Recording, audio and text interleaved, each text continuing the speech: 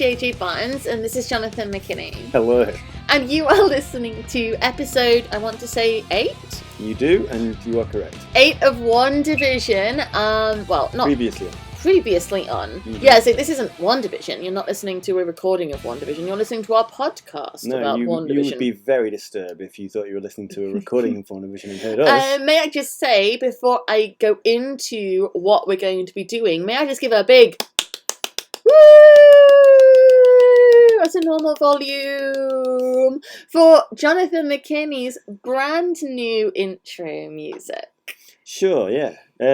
It's Bruno and Kristen who deserve the applause, though. Okay, yes, it is. They are Is that their names? I think so. Yeah. The Let It Go guys. Yeah, the Let It Go guys, who are obviously incredible writers it's not of Bruno, music. Is it Danny? I don't That's know. Elfman. Danny Elfman. I know Danny Elfman, but it's Lopez. They're Lopez's, right? The Lopez. All right, congratulations to the Lopez's for the writing Kudos to you. Yeah, it was Agatha All Along. Yeah. No, it's just called Agatha All Along, isn't Agatha it? All Along, yeah. Which I have heard on 100 times? repeat 150 times? Yeah, it came onto Spotify, Mm-hmm. which is brilliant, obviously. But our 8-year-old discovered that it's on Spotify, and Jesus Christ. Yeah, because it's only a minute long. So it's on repeat. It gets the repeats Literally, a lot more times. she hit the repeat thing on Spotify, and now whenever she's doing schoolwork, it just plays Agatha All Along, literally over and over and over. All along. And I'm pondering, is this some kind of scam so that I don't make her do schoolwork? No, it's not. I just think she just loves it. She just loves it. Yeah. I mean, credit to her because it's great, and you've heard John's heavy metal version of it at the beginning of this, which is awesome. So, music intro aside, because it is genuinely brilliant. Like, what you did is just, it's so fantastic. I just copied what they did. I know, but I'm just saying that your metal version is really, really excellent. Thank you. You're welcome. But it's their work. I'm not taking any credit for it whatsoever. I know, but I'm going to give you credit for your version anyway, because I think it's wonderful, and also I'm quite fond of you. Well, I used my strange brain to turn the music in my head into music played via... And bravo!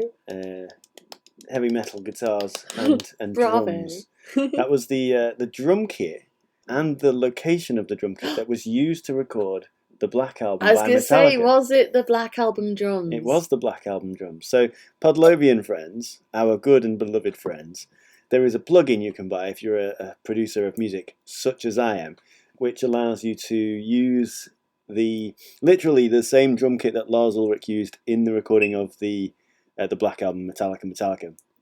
In the same room where he recorded that album, and which is cool as fuck. It's really cool, yeah. And it was put to good use. I think so, yeah. Yeah. So, Podlovians, you know the drill by now, but on the off chance you have decided to listen to episode 8 of a WandaVision podcast without listening to any of the previous episodes, I'll give you a quick rundown of what it is we are doing and why we are doing it. And who we are. So, this is a podcast where we take apart each episode of WandaVision. We do a plot breakdown. So we talk about all the events in the plot, then we talk about what we like, then we talk about what we didn't like, and then we do a thoughts and theories section where we share our ideas of what might be to come and why we think it. Also, these sections kind of get blurred and muddied because, well, one of us particularly, naming no names, me, sometimes gets a little bit sloshed during these sessions. Well, in episode 2... Was it you? It was me. By the end of episode 2, I was very confused. By the end of last week's episode, it was you, my love, who was very confused. But, we sit here, we have wine, we have very long days. I've been up since 4:45 this morning, and it's now, what time is it? It is now 8:35 on the night of the WandaVision release. So I've been up for a good solid amount of time. I have a glass of wine, and we're going to crack straight in. But yes, we are tired, drunk parents. So just roll with us. just embrace the madness of this Podlovian experience. You see, I tweeted today that I found a way to justify sitting about reading comic books. You have as well. And I have been sitting about and reading comic books today. Yeah, but is that not like the best career choice you could have? Seriously, if this podcast could suddenly be a lot more popular, then it would be even more pressing. I agree. Tell your friends, tell your neighbours. Podlovian friends. Yeah. There's like, what, 4 of you at this point? Maybe more. No! Don't! 5 at least. And one of them is 6. me! I'm going to be bold and say 7, perhaps. Are you just going to keep cranking up until I'm like, now we're getting into the right numbers, and then it'll be like 1,000! And I'll be like, no, rein If there were it back, 1,000 rein Podlovian it friends, back. that'd be great. Wouldn't it? By the time they get to Loki, let's set that as a target. We'll have 1,000 Podlovian friends. Podlovians, tell your friends. Mm-hmm. Anyway, we need to stop rambling. And we need to crack straight on. So, you have heard a little bit too much about us, probably. You know what we're doing over here on our podcast. I say this every week, but if you hear any strange noises, circumstances what they are, we are recording in technically not ideal circumstances, which means you might be able to hear 2 cats wrestling. Get away from my wine, you bastard cat. Literally, we have Batman and Robin who choose this time of a Friday to have their weekly wrestling like idiot session, and a dog who just farts regularly. And sneezes. And huffs and puffs. And... Yeah. So, yeah, strange noises, do forgive us. So, right. Previously. Episode 8. Yes. I tell you what. So episode 8, basically, it takes you from Wanda's childhood. It shows you the events that leads up to the creation of the Westview Hex. Yes. Agatha, she takes Wanda on a journey to try and discover how and why Wanda has done this, because she's incredibly impressed by Wanda's magic. She is a witch who studies and trains and has learned a craft in the traditional old-fashioned sense. She has runes. She came from a coven. I mean, I'll get into learning about this later, but the point is, she is a witch in the very traditional old-fashioned, and literally old-fashioned. She comes from Salem. Yeah, but also what you're looking at here is the conflict between the natural and the studier. Exactly. Right? Wanda is a born super witch. Yeah. I mean, clearly, obviously, it became stronger, we witnessed this, but she is a born superpower. Well, yeah. Whereas Agatha, she's a fucking super powerful witch, but she worked her ass off for it. Yeah, she says she spent years developing just the ability to cast spells that illusions. Wanda seems to have crapped out without. Yeah, exactly. She doesn't even know she's doing it. Yeah, literally. Yeah, and I have a hell of a lot of sympathy for Agatha in that sense, because my brother has this enormous brain. Yeah, he keeps it in a big jar. He keeps it in a jar, and he takes it with him into exams, and somehow gets incredible results. Whereas his small-brained sister wrote and rewrote essays, had extra tuition, But J.J. Barnes... I am an Agatha in this situation. You are a Wanda. No, I am not. You are. I was there. We played a game once, Podlovian friends, where I was throwing TV shows at J.J. Barnes. Not literally. We weren't it wasn't like a pile of DVDs and I was chucking them at her. I was saying TV shows, and J.J. Barnes had to come up with an idea for an episode of that TV show. Now, this is not an easy thing to do. They hire people for very, very large amounts of money in Hollywood to sit around a table and come up with ideas for episodes, because it is so fucking hard. J.J. Barnes was able to literally come up with one like it was breathing out. And she doesn't appreciate how much natural talent that requires. She is very much like her JJ counterpart, J.J. Abrams, an idea factory for storytelling. In her brain, which I'm touching, not literally. You're poking it through my skull. I've got JJ's brain in a jar, much like her brother Simon has a brain in a jar. But no, this is the truth, right? When it comes to other things, perhaps everybody's a little bit Agatha and a little bit Wanda. Yeah, I agree with that. And I think probably most people watching this can probably relate to Agatha. I mean, definitely. Like, I don't think everybody's going to feel like they have a natural talent to anything, because it's very easy not to recognise things you're good at. Yeah. But I think everybody would be able to, like, see Agatha and be like, yeah, I worked my ass off to accomplish something that somebody else found easy. Yeah, well, storytelling, I'm Agatha. I am. I had to figure it out and work out how to do it, right? Music, I'm more Wanda. Oh, 100%. So, yeah, I agree. That makes sense. So the episode begins. Yes. I tell you what, I got really quite emotional during this opening scene. With Agatha and the... Yeah. Okay. I don't know why. I honestly, I was welling up. I was watching it and I was sitting there because we watched it with our daughters this morning. One of whom was enthralled. The other... was... Her thrall kind of came and went. Came and went, yeah. I agree. But she liked this bit. She watched this, quite... And I was a bit worried because it was intense. Powerful people have wires in them. Yeah, she did. That was after the Vision dissection scene. She's like, But yeah, I honestly, watching her being dragged through the woods, and of course, at first I thought it was witch hunters. Yeah, of course, yeah. And it's not. It's an American Horror Story situation. It is. It's exactly. And I don't know, I was really emotional. I was watching it and I was like... Well, it's her mother. She says, I can be good, and her mother says, no, you cannot. Yeah, honestly... That's pretty... It just... Yeah. I had tears. And it's not written as an emotional... It's not written moving. I think it's written like she's a badass. It's written she's a badass, and I got that 100%. And Rosie was sat next to us badass. Mm-hmm.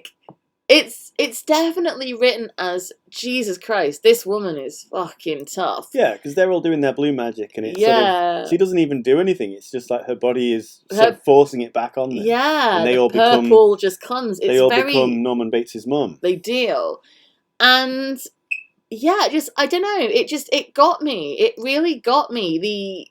Well, you're a feminist and you like women to support each other. And I write witches. These women turned on her. We don't know why. Yeah. But...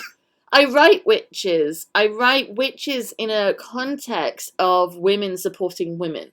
I don't write them in a... Turning on each other or an evil witch way. I write them as a sisterhood and a women using magic and being...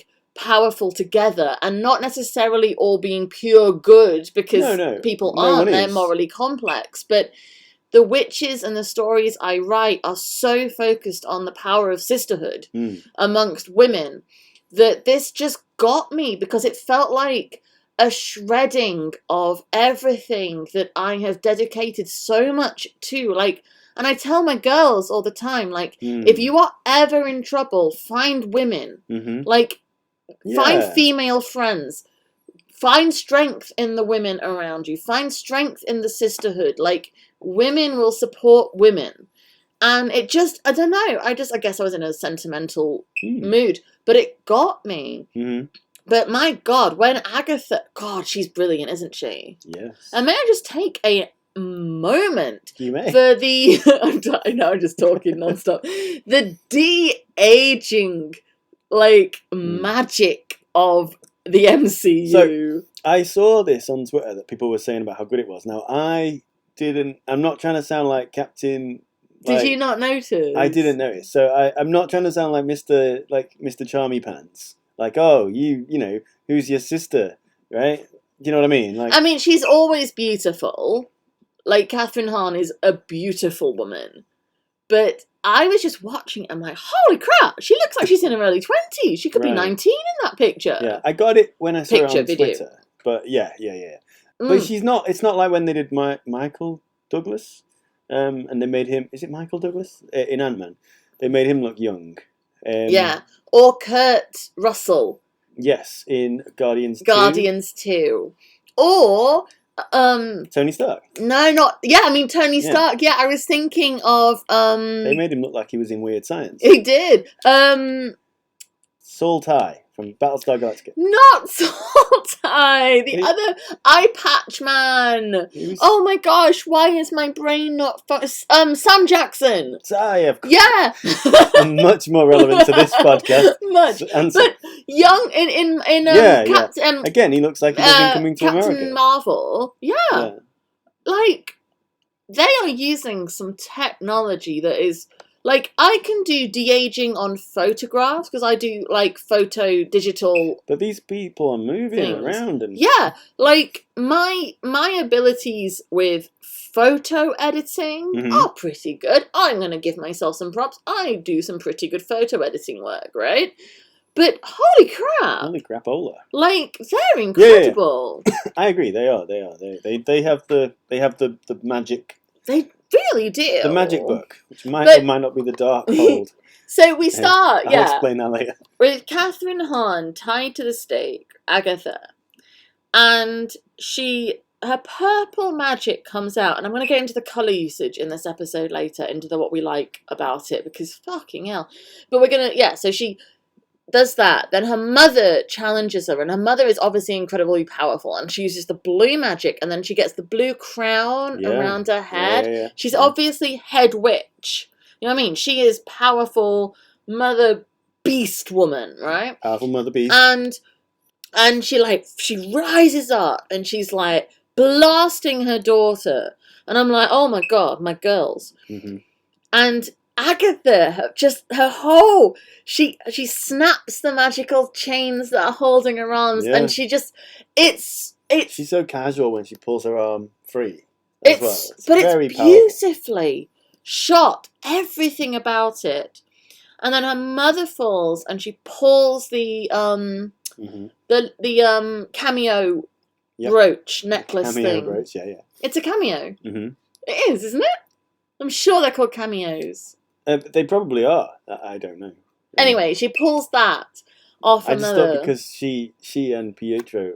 Well, anyway, it doesn't matter. But yeah, they have cameos in. Oh right. In WandaVision, in the TV show WandaVision, No, I'm pretty sure that sort of brooches or like necklace is a cameo. Okay. The face thing. Right.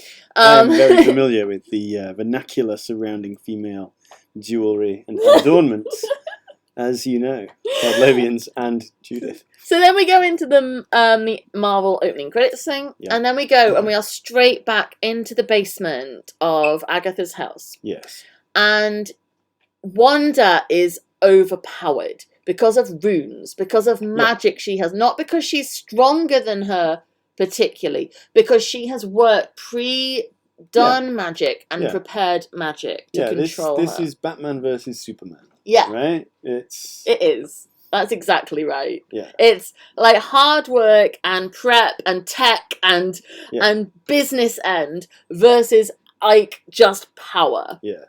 So carry on. So she's fascinated by how Wanda has done this. And as you say, she talks about it like, I have worked really hard. Like, I worked to accomplish all this magic. I felt the power of this place. I had to come here to find out what was going on. And you were doing it. You had no idea. She says, like, I had to try and find out how you were doing what you were doing. I sent Pietro, like, she created the fake Pietro, because necromancy, she couldn't do it because the body was on the other continent. She talks about a crystalline possession. Right? Okay. Oh my god! You have knowledge. I don't have any knowledge about that. I was intending to look into that, but I looked into other things, which I will talk about. But because I feel like they can't be right. For one thing, like number one, we've already seen him as Pietro in the other universe that's now being integrated. Yes. So he's not just a random body that she reanimated. Number two, he's there with Monica at the end of the previous episode, which is kind of like, as this episode is happening, him and Monica are doing whatever they're doing. Like, it's tied, it's running like timeline simultaneously. Yeah.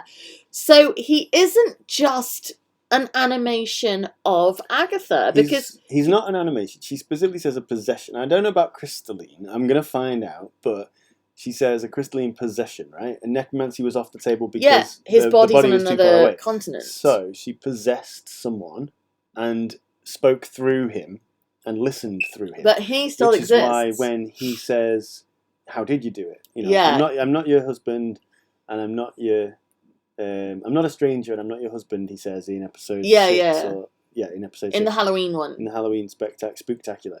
And yeah, that's Wanda. It's not Wanda. Sorry, that's Agatha trying to find out how she did it. Yeah. Which is why he says, "How did you do it?" Yeah, exactly. That's what she wants to know. So she says, it wasn't literally me. It was just my eyes and my ears. So who is he? Is the question. Who is I she suppose. possessing? Yeah. And if it's Quicksilver from the X-Men films, that's what I want. Yeah, I do. And I feel like if okay, that's... so can I... Yes. Last week we didn't talk about the advert, the Nexus. Right? Yes. The Nexus. We have barely talked about any of the fucking adverts. We forget to talk about the adverts, and there wasn't one this week, so this is a good time to do it. It is a good time. So, couple of things. The Nexus... so, Wanda is a Nexus being, right? In various stories, and that is very complicated, and I have tried to get my head around it, but it is quite complicated. You know, it's like the Nexus is in Charmed as well, Yes. and that's about witches. So the other meaning of the word is that it is the realities converging. It is the something to do with realities converging. Again, Podlovians, if you're well versed, forgive me. I know comic book fans can be, that's a glass of wine being poured, not somebody relieving themselves. It is my wine. I mean, it is a form of self-relief, but it's not urination. So anyway, comic book fans can be quite sniffy. So I am not, by any means, a fucking Marvel expert. I'm not. I don't read the comic books all the time. I have read them today a lot, and I read them a lot as a child. Mostly just Spider-Man, right? So all of this information I'm hunting for. It is. I'm literally a newbie. Right. Well, you're not though, because you're watching the MCU. MCU is teaching you all this shit. I came to this stuff when via the live action stuff. Via it, and since then I've read comics and loved them, but it's new, and there's so fucking many comics that I have not. So, but I'm a newbie. So I came in as a newbie from Iron Man and Thor, but yeah. So the Nexus thing, if it's to do with the realities converging, that's the X-Men reality, the MCU reality, right? Genuinely love this. Okay, so when Agatha talks about a crystalline, whatever that means, possession, if she possessed the body of Pietro Maximoff from the X-Men films and dragged him over, and therefore was able to ripped open the universal link. Right, which she may be able to traverse anyway. But also, love this. The Endgame opened the door to this anyway. Yeah, it did. All the different. Yeah, not. I think it's the ancient one, played by Tilda Swinton. She did that. It's not a diff. There are multiple timelines basically. Yeah, so. I agree, and I very much love the idea that somehow, I like the idea, right, that somehow they have ripped a barrier between those two worlds, rather than just pretending those two worlds always existed and they are now meeting. The characters are now meeting each other. Oh yeah, that doesn't work. It can't work. Because there's two Pietros already. So well, exactly, but also, right, even if there wasn't two Pietros, imagine they haven't done Quicksilver at all in the X-Men. Yeah. Right? There's still the fact that you have these incredibly powerful people. Oh, there's no way on earth that the two universes can be the same. Exactly, and I was very concerned that they were just going to be like, now we have... These were the same all along. Yeah, exactly. But if they are literally, ripping a hole in the fabric of reality... You see, the words you're using, it's like you've been reading the comics that I've been reading today. You know what I mean? Merging universes through, slamming them into each other. And something as huge and powerful and magical as the Hex meeting Agatha doing what she's doing, like, with Pietro, like, that is a sort of, like, cataclysmic event that would slam. I'm talking as if this is a real thing. Do forgive me, but in my head it's real. That's right? the whole point of this, so right? don't worry about it. Yeah, just that is a sort of, like, incredibly powerful thing that would merge to, like, Trousers of Time. Trousers of Time. That's Pratchett. I thought that... Oh, yeah. Trousers of Time is Pratchett, but it makes sense. Yeah. I'm with you. Yeah, So, I just feel like that is brilliant, and I love it. Well, we're not confirmed, but No, the fact that she says a possession, and he is super fast, she's not.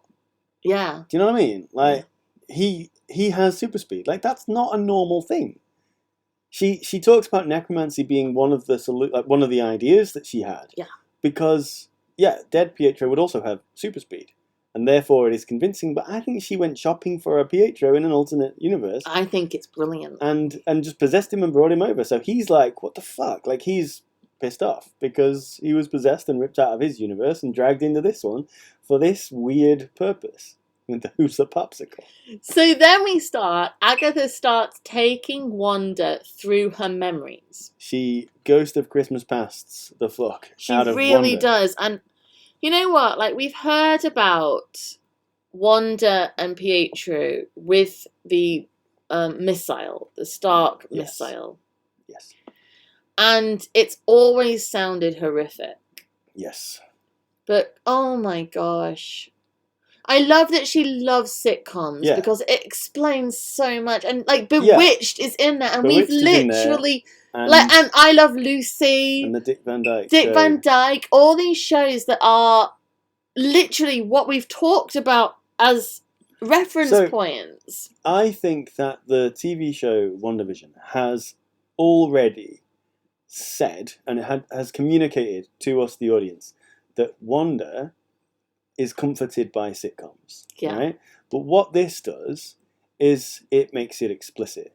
So, I like that the show had already said Wanda is comforted by sitcoms. It said that through the motivation that is driving her. Right? Yeah.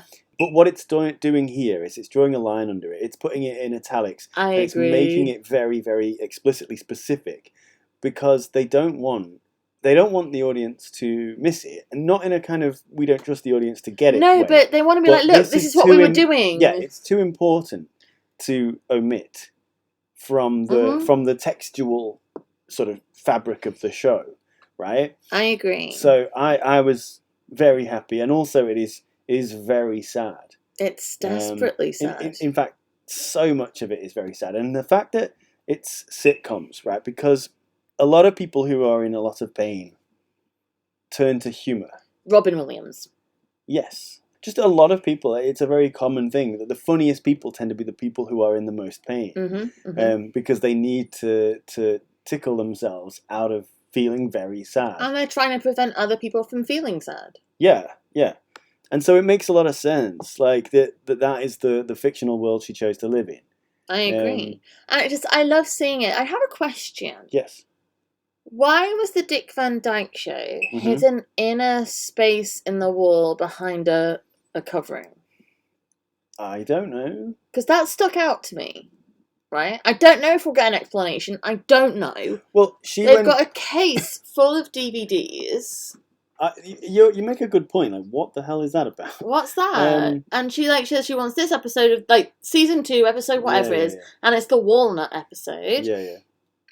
But that was hidden.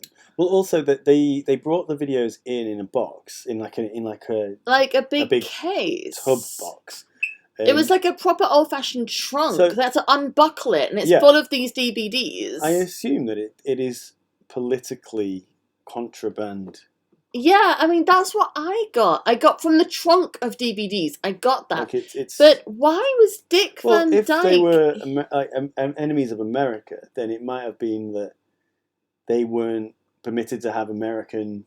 Yeah, but, I mean, the Bewitched... Like, Dick Van Dyke and Mary Tyler Moore are, like, classic Americana, but I love, like, Lucille Ball. Oh no, but all the new ones, they came in the box. Like the No, mother Lucille, like, Lucy... I love Lucille Ball, The Bewitched. That's all black and white, all old, same era. No, I know. I'm saying that she brought that. Wanda's mother brought them in. Yeah. In this scene, so like she'd gone and smuggled them in. Right. I'm not saying that that's what happened, but I'm saying that that would be an answer to the question. If they're not allowed to have these American TV shows and they've got these VHS cassettes, they're DVDs. They're DVDs. So. Because they are younger than us. They are younger than us. So it's vintage, but God bless them. They have not these our vintage. Strange little coasters that they put into a strange little box, but not big blocky jobbos that they shove into an even bigger box. So yeah, if they're not allowed to have American television, then she's gone out to sort of smuggle them, and they're all excited because like, right, we've got American sitcoms to watch. But she still wants the one they've already had. And they have to hide it. That's the only way to sort of interpret it. Yeah, because I was watching it and I'm like, why is it? Why is... See, you ask questions in your mind. I don't. I'm just like, oh, they keep them in a hole in the wall. Handy place to keep your Dick Van Dyke show. You know what I mean? And like, I was trying to work out, like, why are Dick Van Dyke and Mary Tyler Moore so offensive that they must be hidden, whereas Bewitched and I Love Lucy aren't. Wanda's dad is like, fucking hell, Wanda, you go looking for these fucking DVDs one more time. I'm going to hide them in a wall. I'm not going to tell you which one it is. All right? And she just went looking for them that one more time. And he's like, right. I'm going to make a hole in the wall. We've got a Dick Van Dyke ban for 3 days. So... They sit down to watch the Dick Van Dyke episode with the walnut. And it's terribly sad. It's honestly, because I was sitting next to the girls, and when that bomb went off, like, it was like both of them jumped a foot. You know what I mean? And I'm like, I was right with them. I knew it was coming because I'm like, there's no way we're sitting watching them watch this thing. Yeah. I'm like, that's not going to happen. Also, I know that this is an event that happened in Wanda's life.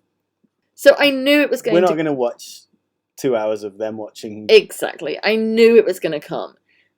But even though I knew that that was what we were settling down to watch, right, it still made me jump when it happened. Yeah. And the girls had no clue. Like, literally no clue. No, and they were just... They leapt. And they were breathing hard. And I'm like, watching it through their eyes...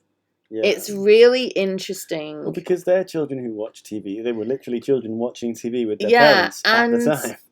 Look, it was interesting because as an adult watching it, I'm watching it with a much more grown-up understanding of this has all been produced. Yes. Like, these are actors, this is a set. So however much I can invest myself in a show, and as I say, I have been moved to tears by this show, this episode. Like, I'm not emotionally detached from my shows, but I also have a more adult understanding. Yeah. Also, a filmmaker understanding. Yes. So that kind of makes me like another step detached from the actual emotion of it, but the girls don't. No. And they were like fucked up by it. And you're watching it with this bomb beeping.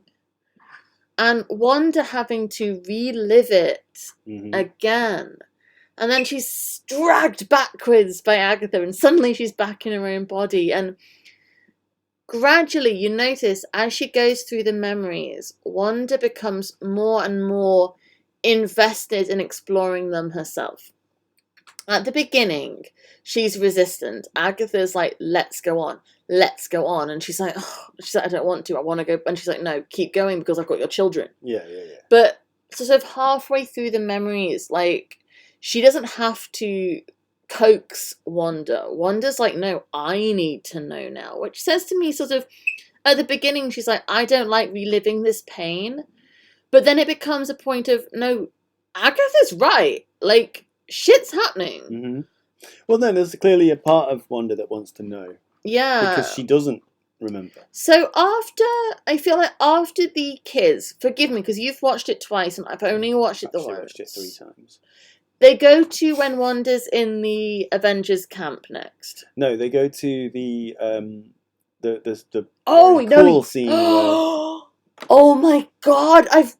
Yes, you're right. With the yellow glowing woman. Yes. So they go to the Hydra, like, place, and they've got Loki's staff with the Infinity Stone. Yes.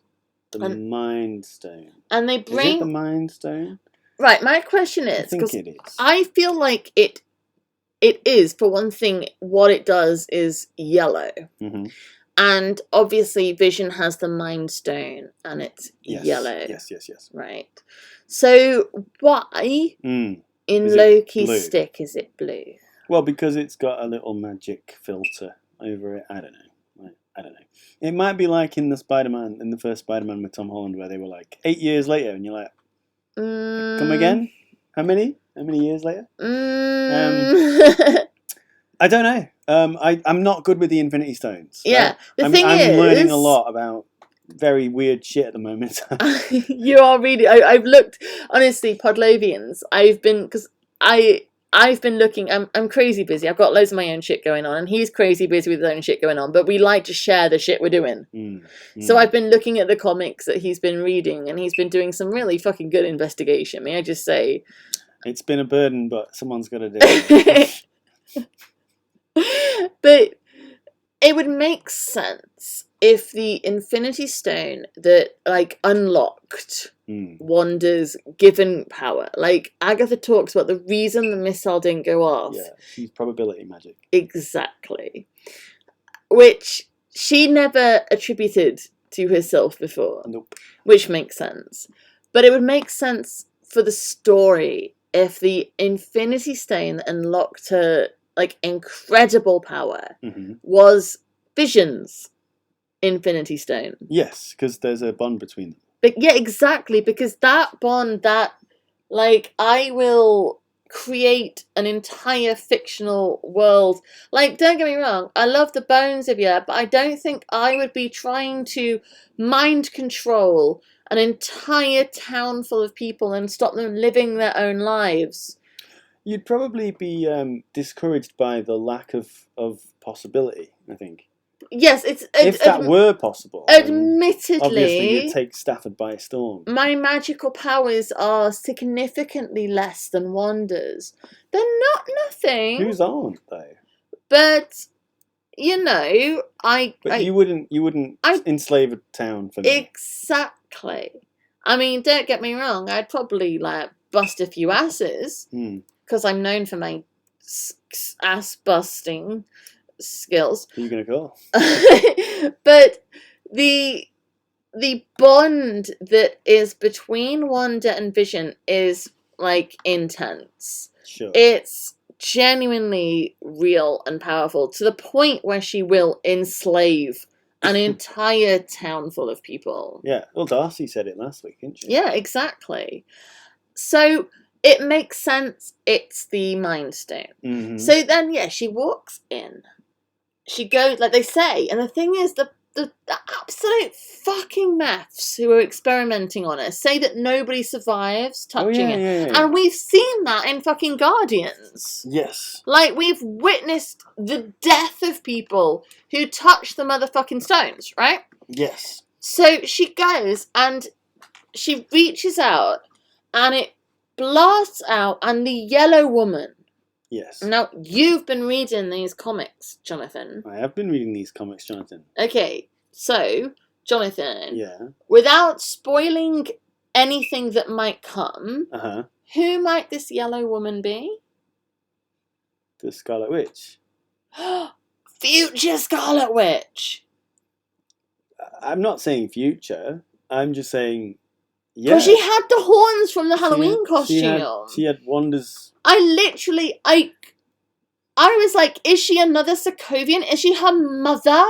I was like, is she her mother? Because, like, she's had her magic that's been born into her from somewhere, and it's a Sokovian outfit. I was like, is this her mother coming to unlock her daughter's gifts to give her the power she needs? But not that I'm aware of, if that's the case. Although, Podlovians, I don't know. That's the thing. There are so many possibilities, and reading the comics was supposed to sharpen my knowledge of what is coming. And really, all it's done is created 10 possible mysteries that I am curious about.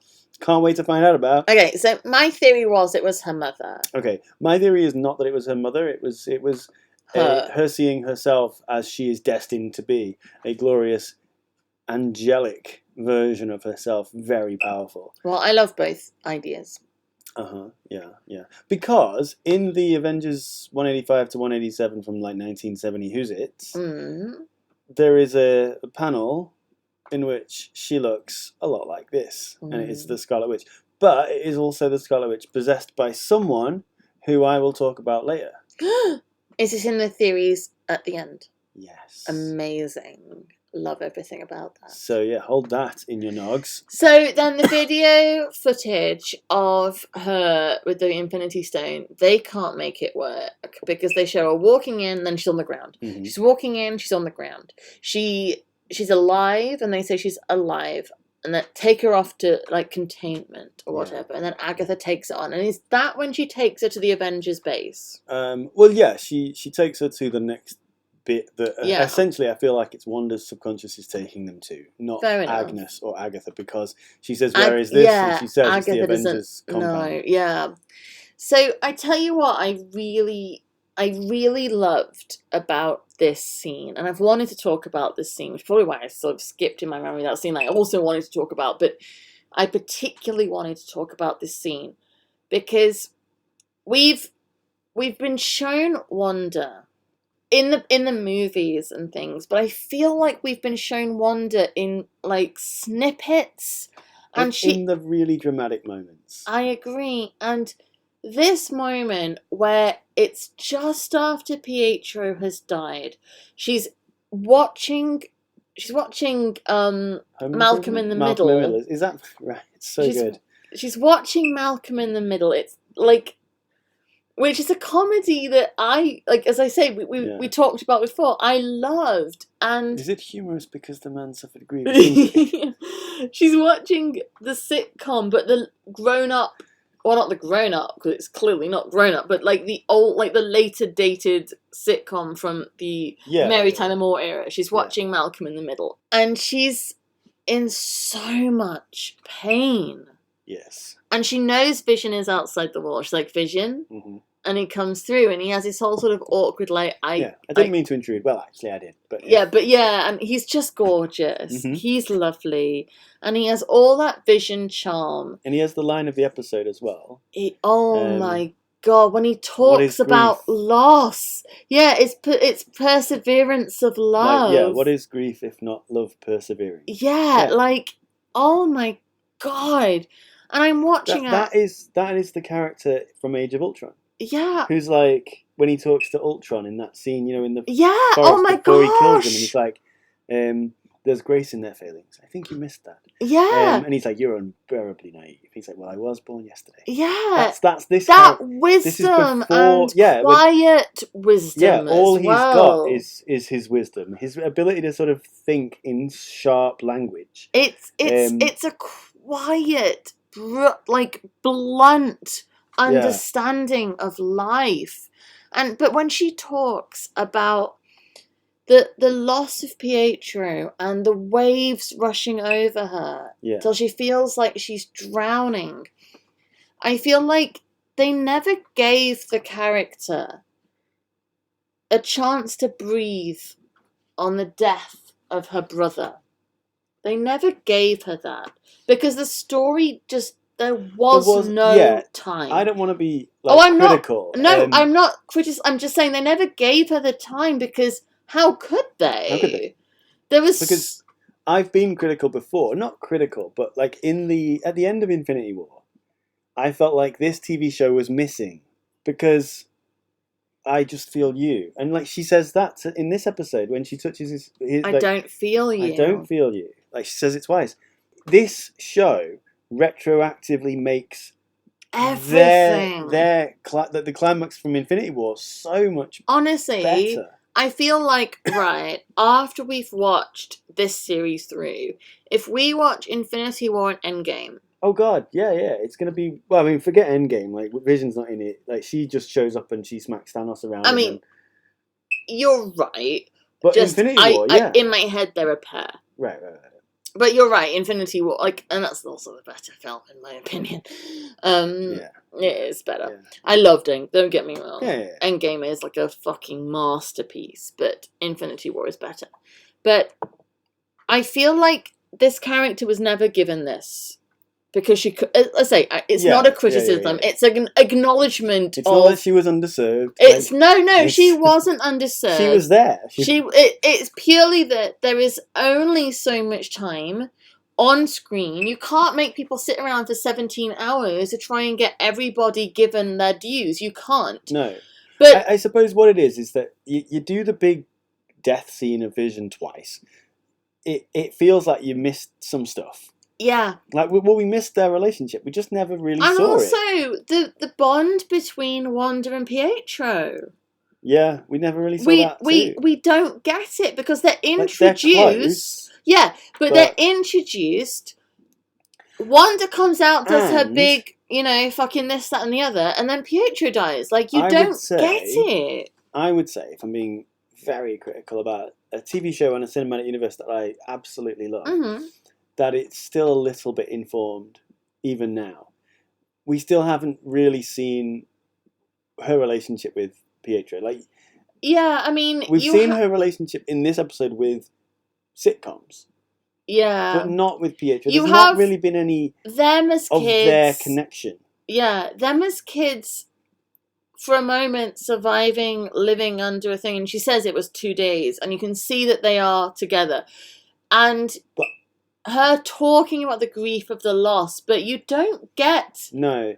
And that's another show. That's Wanda Pietro, the TV show, I instead agree. of WandaVision. But that's the thing. This is the thing. As I say, when I say any of this, it's not a criticism because, my God, trying to find the opportunity to give every character every fucking moment that could possibly be given and matter, you can't. Millions and millions of dollars worth of Disney Plus shows will certainly help. It will, and I will be there for them.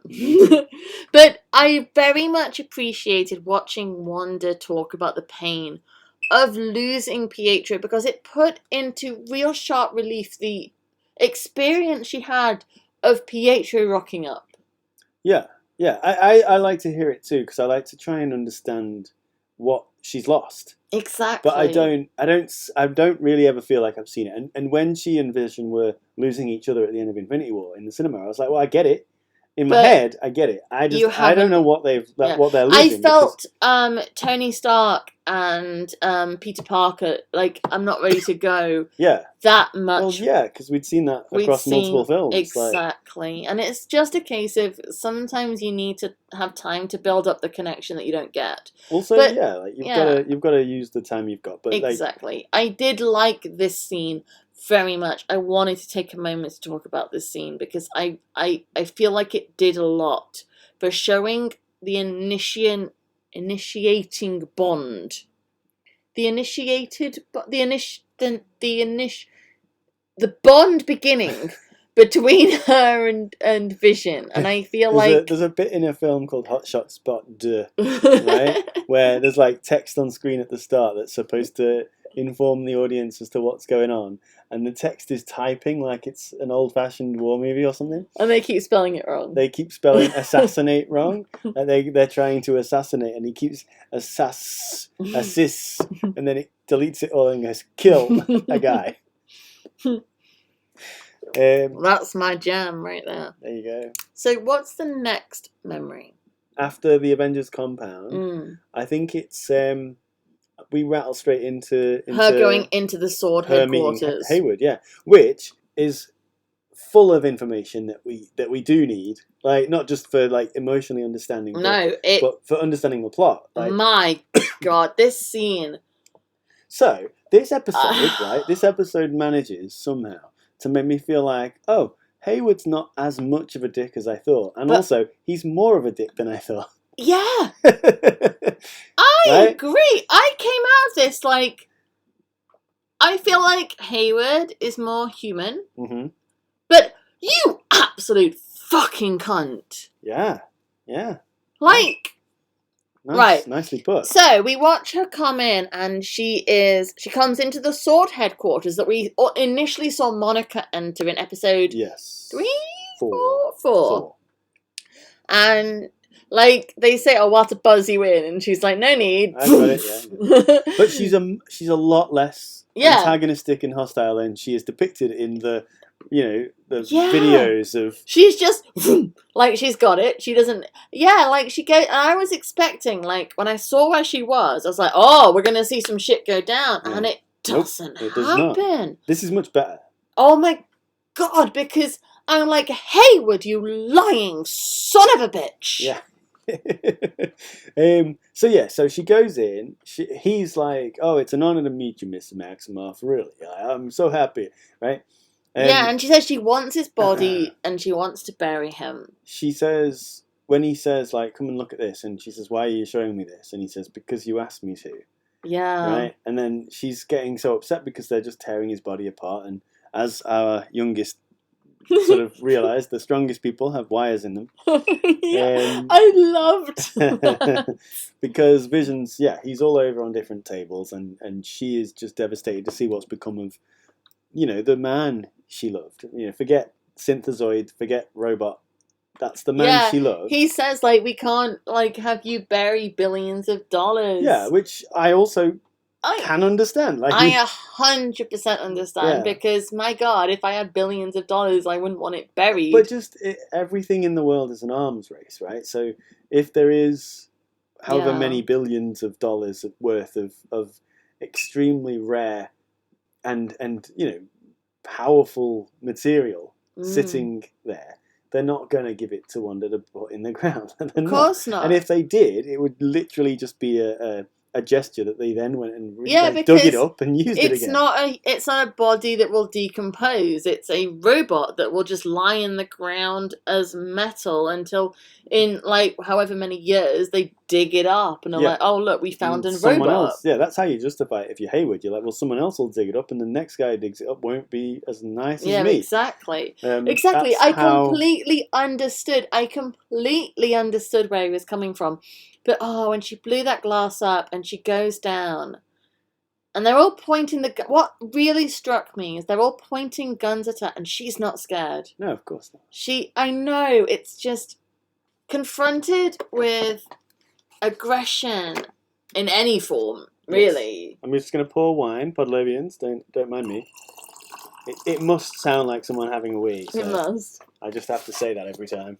Confronted with aggression in any form, even if it's child, right? I don't cope. You fear. I fear, and like literally physical aggression for me, and like this is a product of my life and my, you know what I mean? But children being physically aggressive to me causes a response in me that I'm not proud of, but it's part of who I am. That I am frightened and physically scared for myself.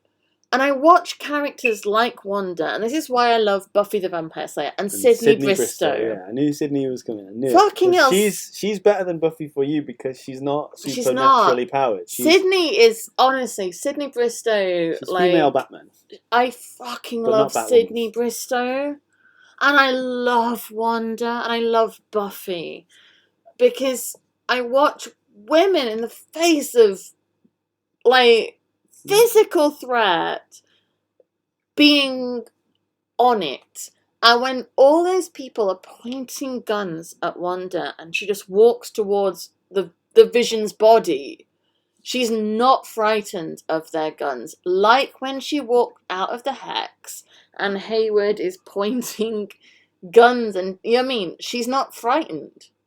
She's like, I've got, you can shoot at me and it won't fucking do anything. They might as well be pointing water guns at her, though. Exactly. I just appreciate it. But then Hayward's like, no, stand back. And that was a moment I had real sympathy for Hayward, because she's blown like the glass apart. She's ignored what he said.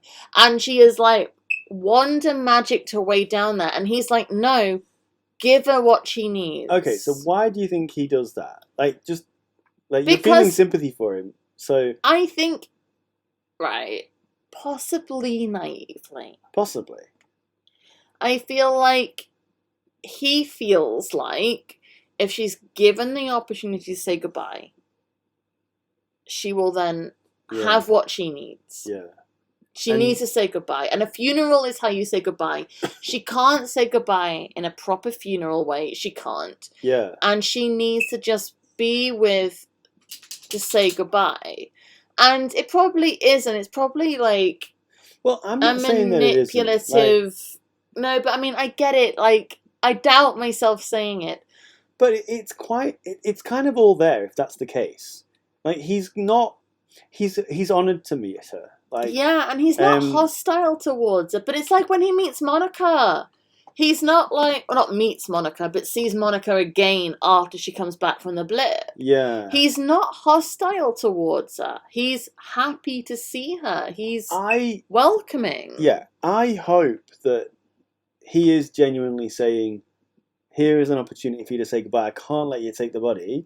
Like, yeah. you could probably force me to if you want to. Exactly. But he says But to the people with I'm the not- guns, stand down, Yeah. let her have her moment. Because okay, so if we're going on this theory that he was being a human being, right? And he's saying like they were in love, they had a relationship, they were soulmates or whatever. And I use the word soulmates because of things I'm going to talk about later, right? Interesting. Uh-huh. I'm intrigued. I've just watched a TV show called Soulmates, There you so go. I'm very There you interested.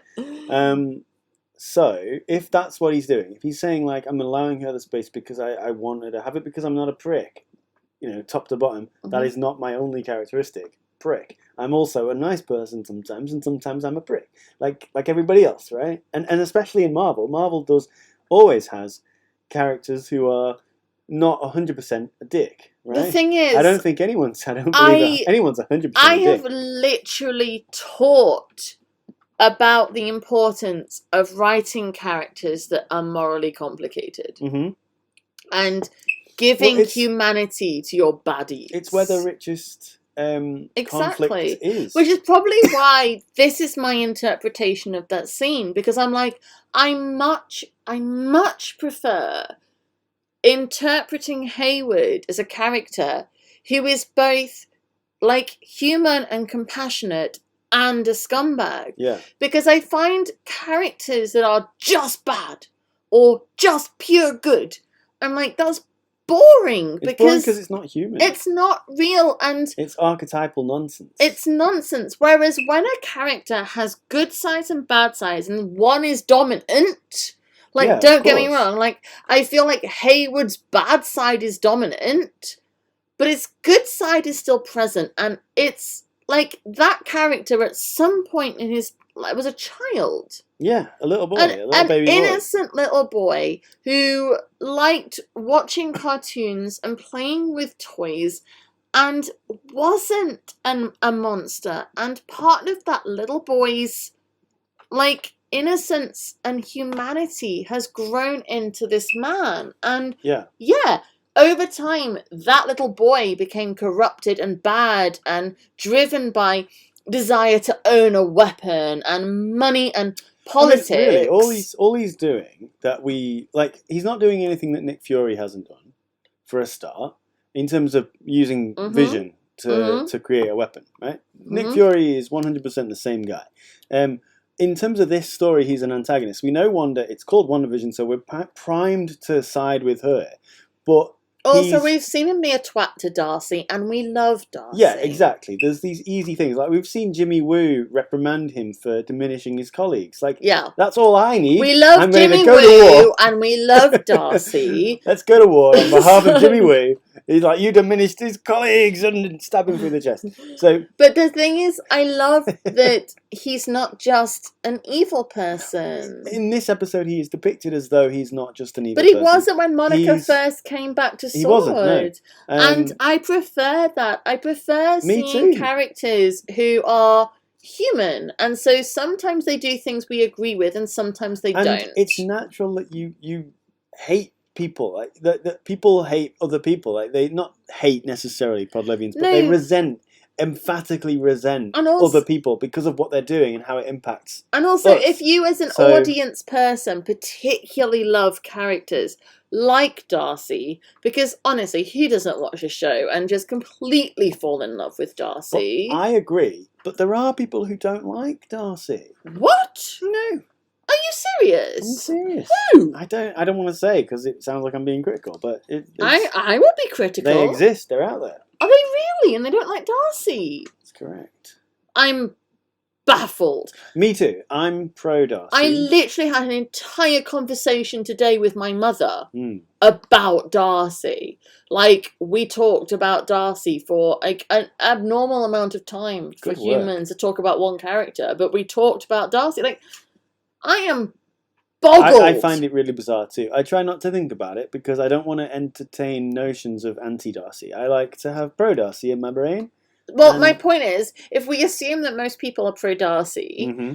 and you watch a character be a twat to Darcy, Yeah. it's natural that your loyalties are going to therefore align against the person who's a twat to the person you like. Yeah. But that doesn't then mean that that person is always a twat. No, because no one's, like, again, Guardians of the Galaxy 1 laid this out for us perfectly. I don't believe anybody is 100% a dick. Yes, 100%. 100%. That's Marvel in a nutshell, right? It really is. Like, I love that. I genuinely love that. So do I. Like, this is the point. You've got Wanda as the protagonist, but Wanda is not, she's not 100% not a dick. Exactly. And isn't that brilliant? It's It's like the best, Agatha is now being laid out as the villain. Now, Agatha, I'll get to Agatha later. Sure, but she's being laid out as a villain, Yeah. but she's not evil. Like, through She her... can be good. She can, and She says so herself. Exactly. And I just think it's wonderful. I think it's wonderful I storytelling. agree. So, okay, It's a lesson we to must us all. move on. We will rattle forwards, So never she- backwards. So Wanda... Always spinning into the Wanda future. has a moment saying, I can't feel you, I can't feel you. Yes. And it's heartbreaking. Yeah, It's, because he's gone. Yeah. The him is gone. It's just the shell. And I'll tell you what I love is she walks outside and she goes to a car, right? That is the most human, normal thing I've ever seen. You know what? In a movie or a TV show like this. I felt the same. And it wasn't like some superhero car. It was just a car. She just In went a to her car park. She was a normal person in that moment. I had the exact same thing. She goes to... I took a moment to be Yeah. like, that's just a car in a car park. Yeah, Like, that she's could be my car in a She's just car park. driven there. She didn't fly there. Like Yeah, a exactly. superhero would. She was, and she had to pull out of she had to find a space. Like, She she wasn't right in literally front had of to- the door. Yeah, she was checking the mirror to see she was not going to ding the car Yeah. next to her. Like, I found the complete normality Yes. of that moment just so perfect because they don't have to include it. no. Apart from the fact there was the note on, like, the map left for her on the seat. Right. Of, Yeah, like, there's a number of ways you can get there. But no, I Right. think they wanted us to see her being a normal just person. a person. A woman grieving the loss of a loved one. Yeah, I agree. And not just using her incredible power just for, like, the Yeah. sake of it. She's like, no, I can just be She- normal. I can... All right, so this TV show talks a lot about my truth, your truth, right? Mm-hmm. She accepts her truth when she walks out of that room. Mm. Because she doesn't steal his body and then bring him back to life. Like, she doesn't do that at that point. Despite what Hayward said. I'm Hayward, going back negative on Yeah. Hayward at this moment. 100% a dick. He lied about it. He that one. 1% lied about that. But yeah, so she's human. Or a mutant human, but still, she's a She's a person. person. She's just a woman in pain. person who's very sad because horrible things have happened and she can't cope. And honestly, like she's got the thing on the letter from Vision on the passenger seat. But the thing is, right? Yes. Here's my question. Ask your question. I Who will answer put it. it there? Well, I assume she's had it for a while. I didn't. I assumed it was left there because she looked at it.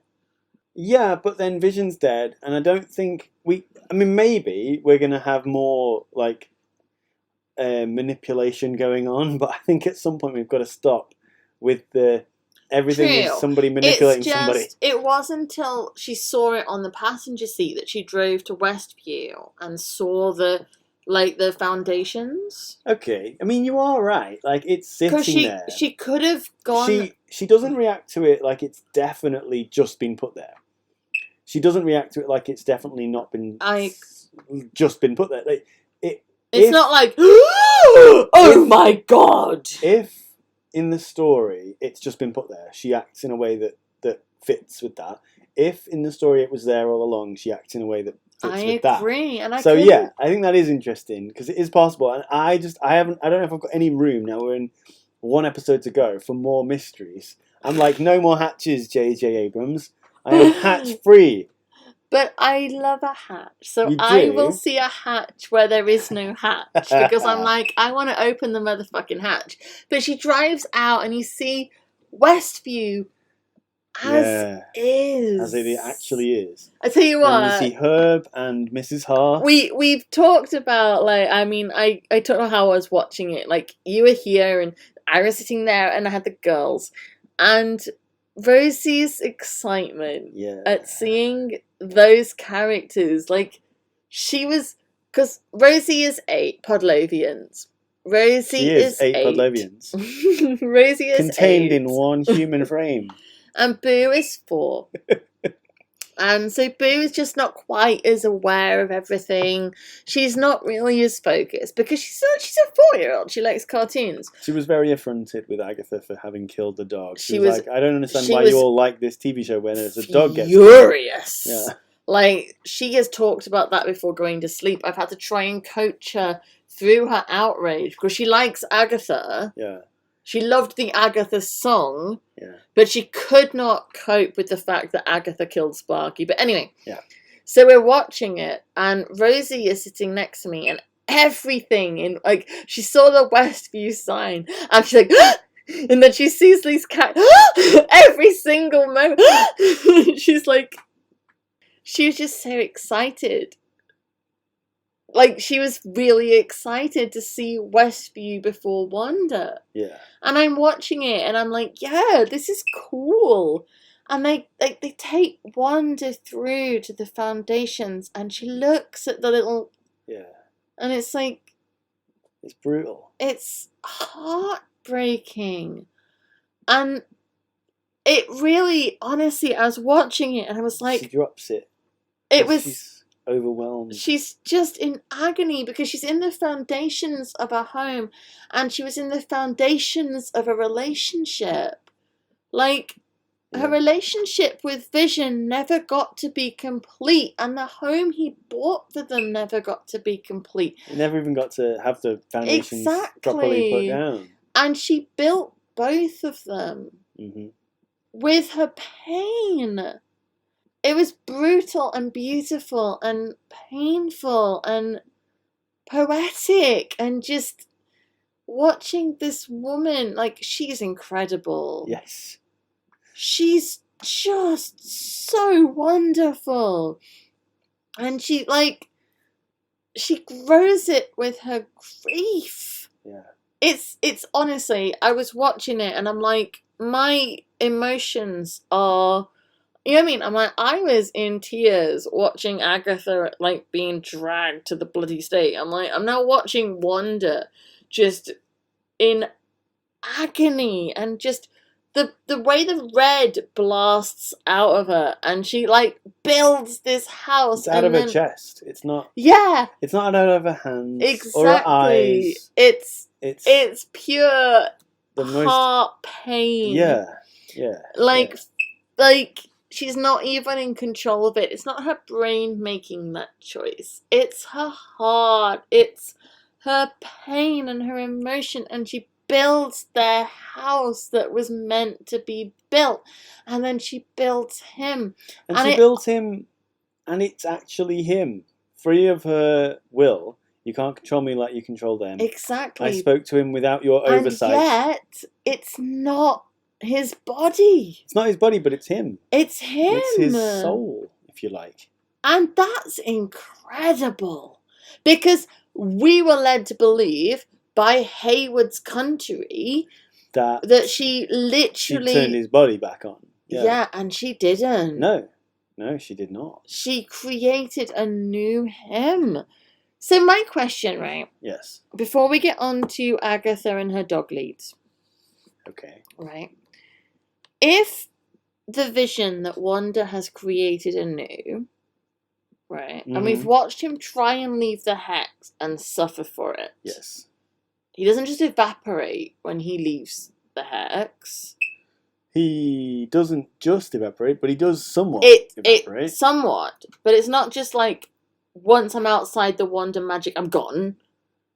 Well, No, I mean, he's coming apart. Like Darcy knew. Yeah, he's coming apart, but it's not just like gone. No. He doesn't vanish. He doesn't Like it's not like he was snapped. Exactly. Yeah. Right, and I feel like if his existence is entirely dependent on being in the Wanda sphere, the Wanda sphere. Yeah, I like it. Yeah, I like it. Then he couldn't exist outside the Hex at all. He couldn't make eye contact with Darcy. Exactly. Is there a potential?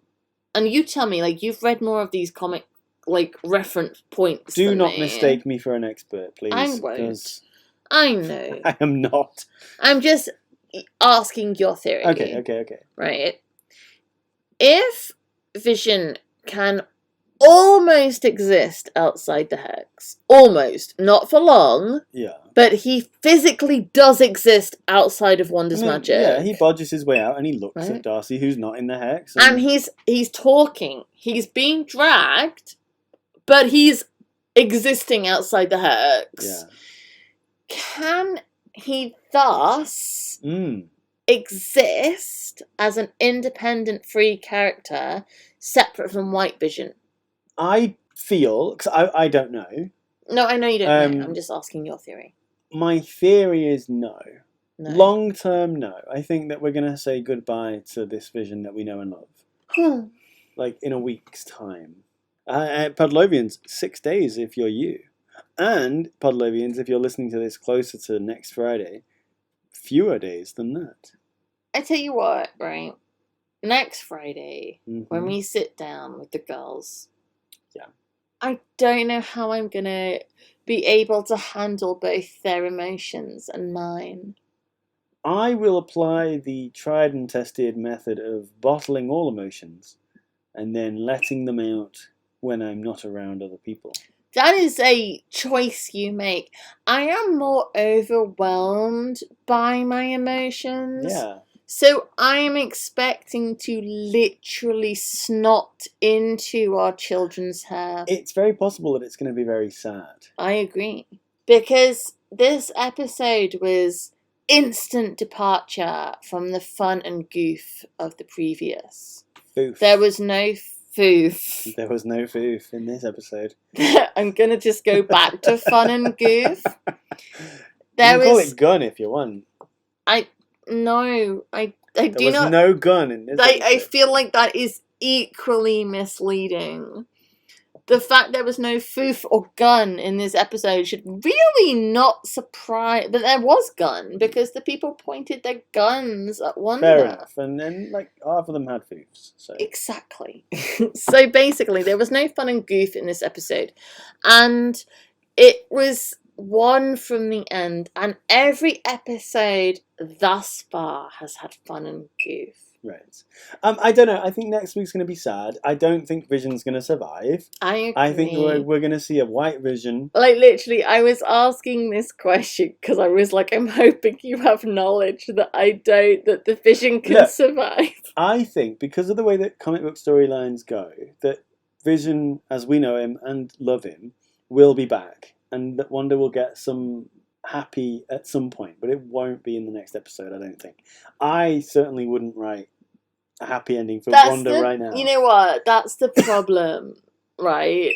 So often when I'm teaching writing, one of the, like, literally I recorded a video today about Murphy's Law and about if it can go wrong, it will go wrong. You know what I mean? Yeah. Like, your protagonist, if it can go wrong, make it go wrong. Because you need your character to suffer and to grow and change. And Wanda is the classic case of this because everything goes wrong for her. Yes. So the line is, right, the line that I anticipate hearing a variation of, or something along the lines of, is something along the lines of Wanda saying that my truth is Yeah. I can't feel you. Right?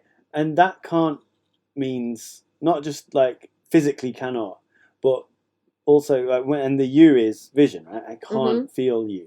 Yeah. Because if I do this. Yeah. So she has to say to him, I can't feel you. I have to make a choice. Not because I literally can't, but because if I do, if I choose to, then I do this. And so she has to let him evaporate in front of her eyes. I agree. I feel like we are going to watch Wanda make the choice. And we said that really early on. I feel like we said this early on in this podcast. That the final choice Wanda will make will be to let Vision go. Yeah. And I think that Rosie's going to need a cuddle. Lena, what? Mummy's gonna need a cuddle. Mummy and Rosie, like, remember we watched Glee, right? I shall stoically go into the kitchen and wash some dishes and because listen to Eminem. We watched Glee with Rosie, right? And I have a lot to say about. I'm gonna get to that. Okay, so let's rattle through the Glee. I'm just saying. I made Rosie watch Glee with me. She was resistant at first and then became an absolute addict. And then every time something like emotionally devastating happened, which is fucking frequently. Yes. Right? Me and Rosie ended up sitting together on the sofa just blubbering wrecks. And I feel like this is going to be the same. The 4-year-old does not have the same emotional response. No. You do that man thing of bottling all of your things. Me and Rosie, we do not. We are descendant of my mother and my mother's father and my mother's father's mother. And we are an emotional... Lot of ascendants. And I have been told by my mother of the descendancy of our kind of emotional... Huh. You had like a Jesus-like genealogy of like... Well, more of a less Jesus and more emotionally mental. We are of the bipolar stronghold. It's going to be sad. I agree. The stronghold probably whole of us will like whack us straight in the feelings. Yes. So, right. You're right. We need to move on from my ramblings. Into the last bit where Agatha has the kids. Yes. On the big dog leads. Yes. And she's dressed like a fucking old-fashioned witch and she looks fucking brilliant. She looks great. She's floating and she's got the fabric wafting around her. My God, I love that. I tell you what, fucking love that. That was brilliant. Rosie's fully in. She wants a full Agatha with the cameo brooch outfit. Yeah. Yeah. Tell me your things. Are we done? No, I want to hear your things to do with that scene. All of my things to do with that scene are to do with thoughts and theories for the 4th quarter of this podcast. Okay, what have I missed that we need to cover so we can get into the next stuff? Basically, Agatha says, tell me how you did it. Or she sort of figures out by this point how Wanda did it, but she's still got the kids on the dog leashes, the weird purple dog leashes. And I don't know, what is there to that other than what she says about Chaos Magic Scarlet Witch? Oh, you know what? We have to take a special moment to acknowledge that this is the first time. Yeah, I'm going to mention it a few more times, so... Well, I'm just going to take it now. Okay. Because you mentioned it all casually. Okay. This is the first time that Wanda is called Scarlet Witch. In the... MCU. The M Cinematic U. Yeah. And it's... I tell you what, because I remember looking at you when that happened to just be like, oh! I just not throw you out of my nose, yo! Oh no, don't do that. It was just so exciting. I'm like, oh my God. And I was like, that's the first time that's happened. She's been in like a whole bunch of stuff. Yeah, this is the first time she's been called the Scarlet Witch, and I love that it was Agatha. Right? Yeah, so she's... Okay, so no Marvel comic sort of research applied. The way that she talks about, like, you're not even supposed to exist, she might as well say, "You're a myth, lady." Yeah. And then Wanda might as well say, "Well, you're myth taken, right?" Myth taken. That's Yeah. Jane Espenson straight from Buffy the Vampire Slayer. Yeah. In case anybody thinks I'm trying to steal from Jane. No. He's just, I enjoy the myth taken. You're a myth taken. So yeah, like that's the gist, right? So to the Agathas of the MCU, Wanda is kind of a urban legend, like a myth, like a prophesied one, a Jesus type. Yeah, and she says you're the Scarlet Witch. Yeah, well, she says that this like creation, like she has the power to create, like with her magic, without needing to expend any energy for that. So that's chaos magic, and that is to say that she is the Scarlet Witch. It's fucking beautiful. Boom. An episode. It was fucking beautiful. So wait, we haven't done the post-credit scene. Chaos magic. Wait, we haven't done the post-credit scene. Okay, let us do the post-credit scene. Oh, right. Okay, yeah, we've got to do the post-credit scene. Got to do the post-credit scene. Basically, right? You can't be missing it. Haywood, in the post-credit scene, Haywood is like, oh, well, all we needed was a bit of energy from the source. Not the fucking... Not all of these different energy sources we've been trying, but a bit of energy from the source. And then Vision is alive, but he's not Vision as we know him. He's not Vision. He's White Vision. White Vision. I tell you what, I was watching it and my heart was banging. Yes. I am excited to see what happens next. So am I. Oh my gosh. Okay, so we get... Next section of our podcast is what we liked. Okay. So, right. Yes. Are any of your thoughts that you need to get out about the stuff you liked? I mean, everything that I okay, so Podlovians, I have read, as I've said a few times already, lots of Marvel comics. It's not because I feel this terrible burden to be interesting on the podcast. It's because I love this so very much. So all of this work, I'm using speech marks, is because this is the most fun work could be, right? Oh, you get 100%. to read comic books from the 1960s, the 1970s, and the 1990s. That's fun. So yeah, a lot of this stuff that I'm going to say is the stuff that I liked, but... Does it go in thoughts and theories? I can sort of push everything aside and just literally give you one or two things that I liked. So for this specific episode, just the TV show, not the comics, which I agree, a lot of the comic stuff will probably feed into thoughts and theories. Yes. Of this episode, what did you like? Okay, so my favourite probably is the... well, can I have two? Yeah. Okay. Just, crack on it. So, actually, no, I'm going to have three. Oof. I might have to interrupt at some point. Okay, one... I do that all the time. The Trial of Agatha at Salem, Massachusetts. 2... 100%. Yeah. 2... is Vision's joke about it's humorous because of the grievous injury. Yes, I love that. That was hilarious. That's kind of how I interacted with women when I was a new creature in the world too. May I just say that's still how you interact with women? Well, that's what I'm saying. That's how I interact with women. I love you and your special brain. Thank you. You're welcome. And the third one, was the yellow image of the woman with the crown, very similar to Agatha's mother with the crown. Or Wanda with the Halloween costume. Or the Scarlet Witch outfit, yeah. Okay, so that feeds so much into what I want to say that I loved, because the use, the visuals, right, in this show are just phenomenal. And I say this as someone who is very visual and loves photography and art and filming, and just, oh my gosh, the use of colour in this episode particularly, and it's all the way through, the fact they remove all colour at the beginning and they start to introduce it. It colour in this show is used incredibly, but in this episode I feel it stands out particularly because you've got the purple versus the blue in the Salem witch trials. Well, not the Salem witch trials, but Salem. And red and blue mixed together is purple.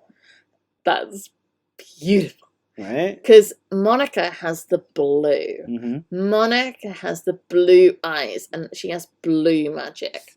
Wanda's always had the red. Just to gatekeep the knowledge a little bit, I don't think Monica has magic. I think she has Marvel science. No, that's fine. It's just the colour. Okay. I'm talking colour. Monica has blue. Wanda has red. Agatha's purple.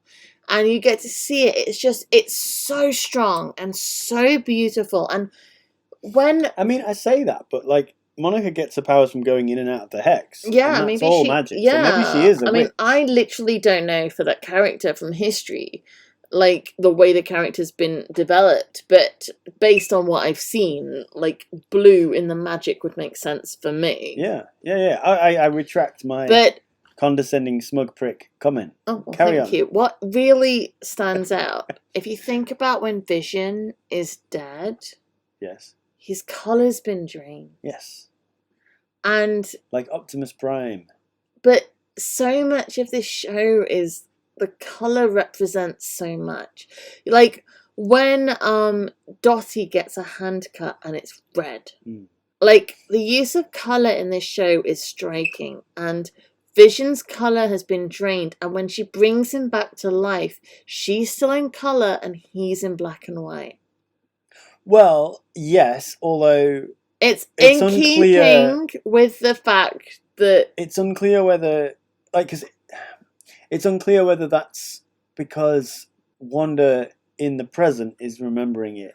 I know, it's because she also steps into the memory. She steps in, but I noticed it that at the beginning of it, like when she's in the Avengers compound, he's his full Scarlet. He is red like her magic. Yeah. He's got the glowing yellow. Like, did we talk about this? That in Infinity War, when she is upset, he kisses the palms of her hands. Oh. Mm-hmm. Mm-hmm. Because that's where her magic comes from. Yeah, and she is self-conscious about it. She is afraid that people will see that. Yeah, and he embraces it. Her. So, in knowing that she fears rejection based on her magic, he kisses the place where the magic comes from. It's so good. And like, we talked about it again. I keep talking about this, Podlovian friends, right? We talked about on our Infinity War podcast, on this podcast feed. Yeah, on this podcast feed. How their story was underserved. Forgive me for using the word. I'm not criticizing, but it lands much better now than it did then. Oh, so much. But that was there then. Like the people behind Infinity War, whether it's Feige or the Russos or whoever else they've got in the room saying we need to do this, this, this, and this, they were having this conversation years ago about this romance. I agree. And just sitting on it until they could give it to us, and now we're kind of getting it, and it's great. It is. It's just to get it. For me, in terms of the colour of the episode, when you first see Vision in this episode, he's full colour. Then you see him dead and the colour is drained. And then he comes back and he's in black and white. And then through the process of her experience, he comes into colour again. And I just find that really beautiful because it's like he's being reborn. He's alive, he's dead, and the colour is drained. And then he starts in black and white and she grows him. She grows the black and white creation into the colour version that she fell in love with again. And I just think it's so beautiful. And the colours in this whole episode, you have, like, as I say, you've got, you're right, the yellow of whoever that is. In my head, it was Wanda's mother, but, like, literally, I don't know. I'm just in my head filling in the gaps. You've got the red of Scarlet Witch, the purple of Agatha. Like, there's so much use of colour and so many close-ups on their eyes. Like, you get their close-ups on their faces and so much emotion through their eyes and their faces, and it's just beautiful visually. That's what I liked. Good. I love it. What did you not like? Only really one thing, and it wasn't even a thing, really. It was more just a moment in the middle. Around about the point where she was in Strucker's prison for, being experimented. I felt like there was bits in that where, because it was just information, and it was information we somewhat already have, I felt it took a little bit long to get to the point. But again, I am not criticizing lightly. Like, what I'm basically saying is that the episode of this TV show, and the cats are going crazy, the episode of this TV show, which I am having the best time I've had with a TV show for many years, it had a slight moment where I wanted it to get to the point quicker. What I lacked from this episode, and I mean, bearing in mind, I'm talking. It doesn't move the plot forward at all. What lacked me, it wasn't that, because I was interested. Every scene I found intensely compelling. Yeah.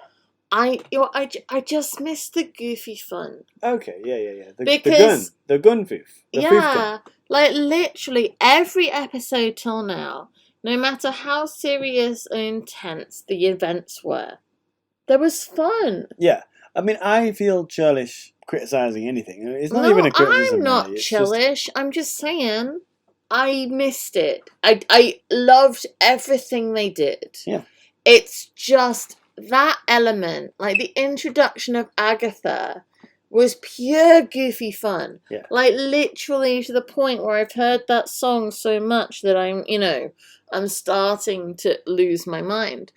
But that's a quality, that it's catchy and funny, and I didn't laugh in this episode. No. And I've laughed every episode till this one. Actually, I did at the "It's humorous because." Oh yeah, of the you are right. I did laugh at that, but everything else, it was beautiful and dramatic and important and intense and really well done. Like it was, but I missed, and it probably wouldn't have worked for this episode if they'd tried to opportunity for exactly. In there, you can't crowbar that in. It would have been unnatural. So they did the right thing, but I missed the funny stuff. So we're into thoughts and theories. Oh boy. So Jonathan, we've been only talking for about 5 hours so far. So unleash 5 hours worth of thoughts and theories. Okay, so chaos magic. Chaos magic. Right? Right. Scarlet Witch. Chaos magic. The ability to change reality, right? According to the whims in your head. That's what we're talking about. That's what chaos magic is. You want to manipulate reality. You want to change reality. You want to straight up rewrite reality. That's chaos magic. Agatha calls it out. She says that's what it is. So let's have a conversation about it, right? So, there's a character in Marvel Comics, right? I don't know how you pronounce his name, because this is comics, and comics, they have weird names. It's cool. Everybody who's listening to this, who's ever read comic books, knows what I'm talking about. Sure. There are loads of fucking... I don't, because I've not read them, so just tell me. No. I'm just saying that there's loads of weird fucking names that nobody knows how to say them. Fine. Until you hear them in a movie, and you're like, oh, right. Like, for example, right? In Batman Begins, they're like Ra's al Ghul, right? Yeah. But a load of Batman fans were like, excuse me, who? Because they knew him as Ra's al Ghul, right? Because, again, pronunciations are strange. Sure. But in this, what is the pronunciation you're boggled by? Okay, so it's not necessarily somebody in WandaVision, but it's somebody whose existence is heavily implied by the mention of chaos magic. Okay, who? The creator of chaos magic, the writer of The Dark Hold, which is possibly the book that's sitting on Agatha's... Oh, who? Tell me who. Okay, well, this is the problem. I don't know how you pronounce his name. Okay, say it and we'll work out variants. Okay. I think the name is pronounced Chthon. Chthon. Right? The reason I think that, I will get into this. So it's spelled Chthon. CH, so Ch or sh, Chthon. th, on. Chthon. I think Chthon, Yeah. and I will explain why, and I will invoke the fabulous, who you like, Evangeline Lilly, to do so. Like, who you like? I do like Evangeline Lilly. Right? So Right. it's possibly Chthon, it's possibly yeah. Chthon, it's possibly Chthon, right? Yeah, I can see the variants. I'm going to say Chthon for now while we talk about it until I build up to the point where I'm going to say Chthon. Chthon, you'll say Chthon, I'm going to say Chthon. I might say Chthon. I might say Chthon. Chthon. Basically, I'm going to say whatever the fuck I want. You carry on. Okay, cool. Right? Chthon is the point, okay? Is based on Cthulhu, right? The Lovecraft monster. So Cthulhu is CTH or C. Fuck, is it? Cthulhu. I don't know. I think is CTH, and that's Cth, right? Cth, right? So CHTH. Chth. Or Shtha on, right? Chthon. Chthon or Chthon or Chthon or Chthon. Whatever's. Who the fuck knows, like, right? crack on. Yeah. Anyway, I'm going to say Chthon. Crack on. I'll tell you what, I will say why now. Okay, so in Avengers issues 185 through 187, right? From the 1970s, right? I will depict the story for you, okay? So Scarlet Witch and Quicksilver are in a town called Transia, which sits below a mountain, Wungador, something like that. Wungador. I'm going to say Marvel people, forgive him. Forgive We've me. been drinking wine. I am so busy, you can't imagine. I think it's Wungador. I'll go with you. Wungadore, right? Wungador. This mountain.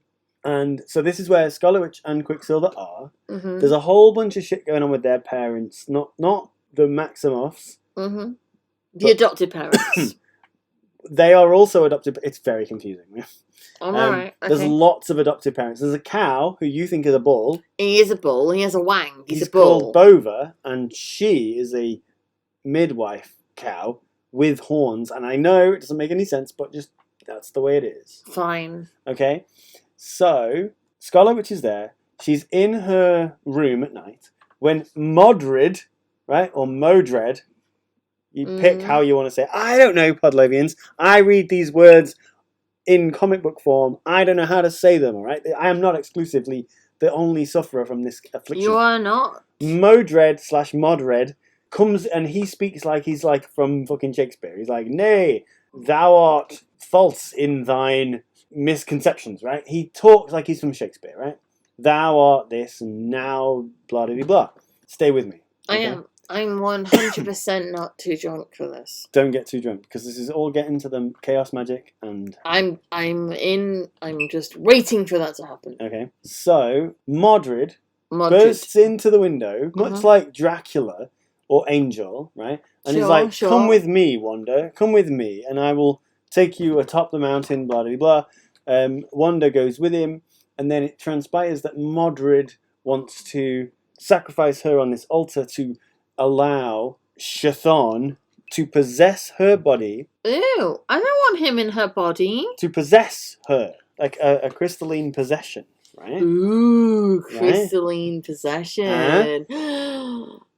To possess her because she is the vessel for this ancient... So, Chthon, he is billions of years old, around from the Big Bang, just like fucking Mephisto, but, you know, an ancient god. Mephisto. Fuck Mephisto. That's what we always said, Levians. That's what we... So, his sister is Gaia, right? Mother Earth, right? Not Mephisto's sister. Chthon's sister is Gaia. It's Gaia, Mother Earth, right? So, he is the god of chaos. Okay? Oh my god. He is the writer of the Darkhold, which is the book of chaos magic, and he possesses the Scarlet Witch in the comic books and wages war against the Avengers. Right, okay. are we expecting... Because Wanda at this, she's not possessed. She's Wanda in pain. She's not possessed. No. Okay, go with me, all right? All right, I'm going. Because it's like, she's not at the minute. No, she's not. But she's not at the beginning of the Avengers 185 from 1970. What's it? Right. So if Agatha is playing the role of Modred, right? Yeah. She's got the book.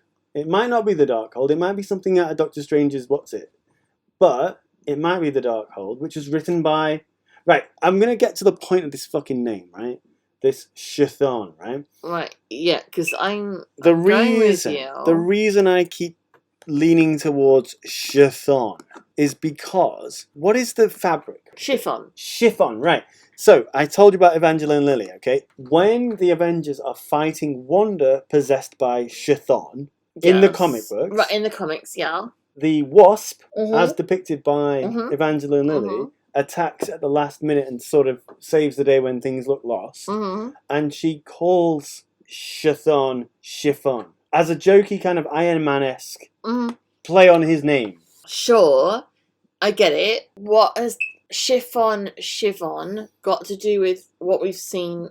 Have we seen Evangeline Lilly say chiffon? The Wasp, who is played by Evangeline Lilly in the movies, in the comic books, it's the Wasp, the character, the Wasp. Yeah, attacking I get that. This ancient monster possessing Wanda, who says chiffon like a play on words. So I'm guessing it's that's your pronunciation. Yes, that's about the pronunciation. I was going to say I'm losing the connection between why. It's literally just about the pronunciation. That's fine. I am getting really bogged down by the pronunciation because CHTHON. No. I don't know how you're fucking supposed to say that. I've noticed your concern. I would just say Siobhan. We'll say Siobhan from now on. It's fine. I went to school with a girl who was Siobhan, who was Pan, because it was Irish. So it's fine.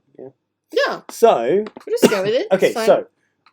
This might well be the new Thanos in the MCU. Right? Amazing. Okay? Very exciting. Very, very old. Wrote The Darkhold, which is possibly the book that I have Agatha a question. Has. Yes. What happened to Ralph/Mephisto/fuck Mephisto?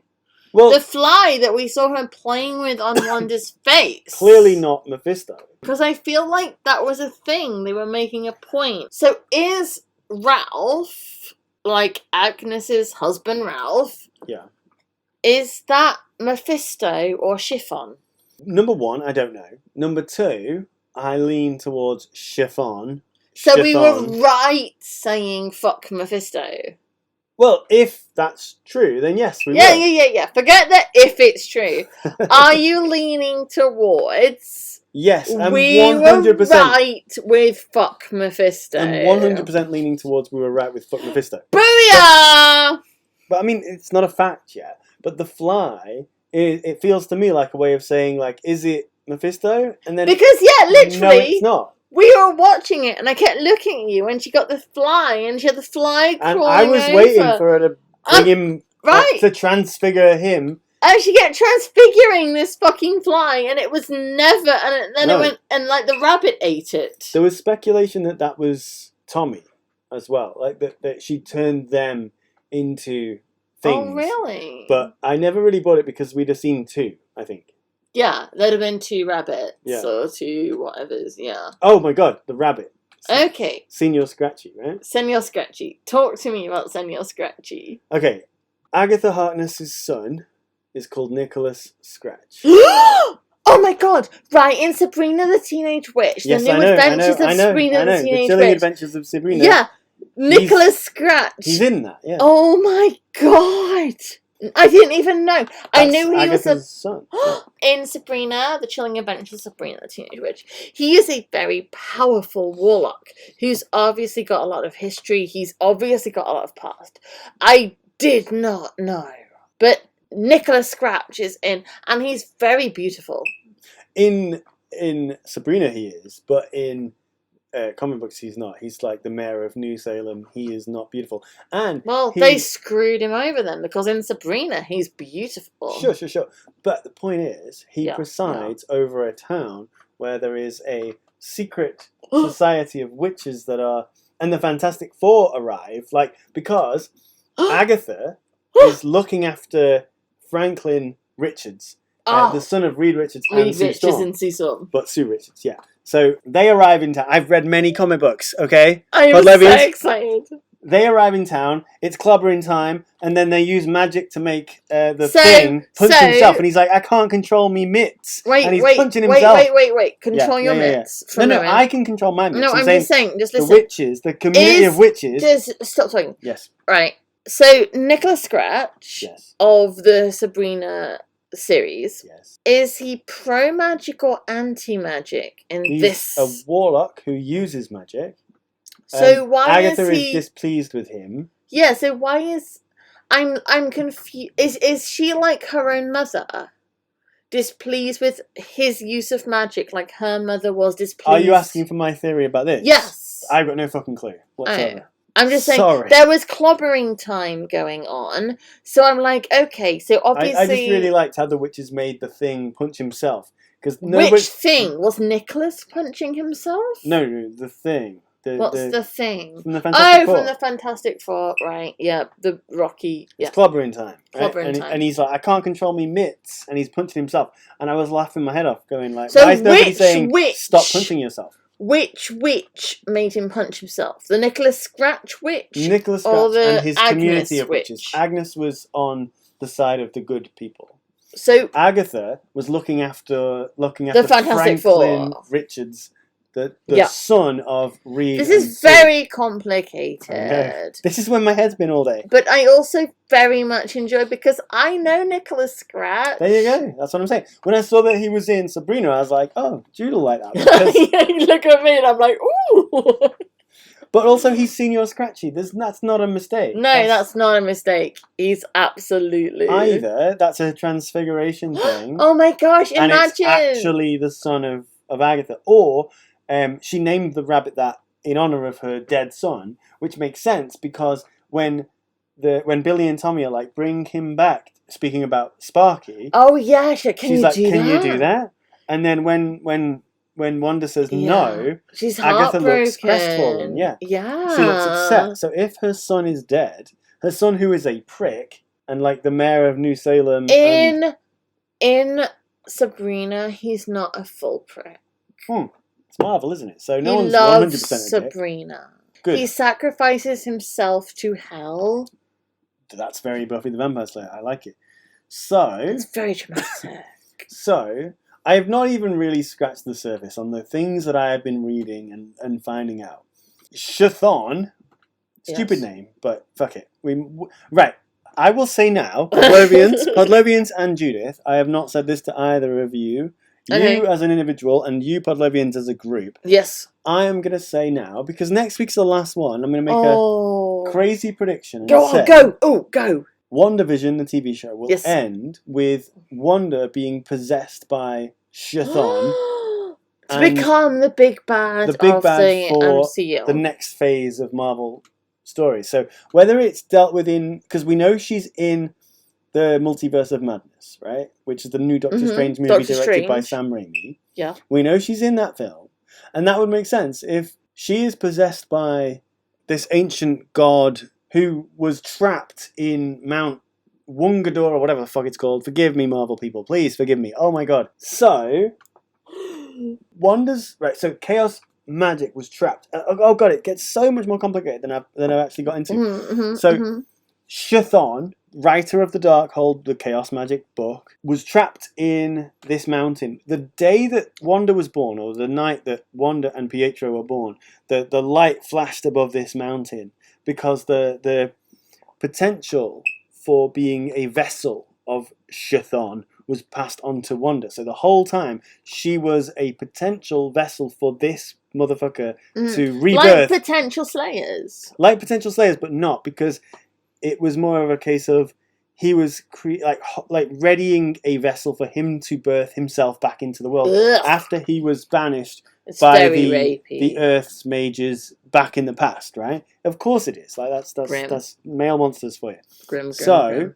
When Modred drags her up and then sacrifices her on the altar, etc., and then like Chthon comes back. So if she becomes possessed by Chthon, right? Mm. Through this story, Avengers 185 to 187 from 1970, what's it? Right. Her face becomes more like a skeletal face, right? Ooh. So if next week, if it ends when she's possessed and she's got obviously something going on in her eyes, probably black or you know, if pure her face white. is skeleton If there's any hint of skeletal, because it doesn't happen straight away, but by the end, Chthon in Wanda's possessed body is very skeletal. If there's any hint, then we say that's Chthon. So we have to talk about the fact that there is going to be a final episode twist. Of course, there has to be.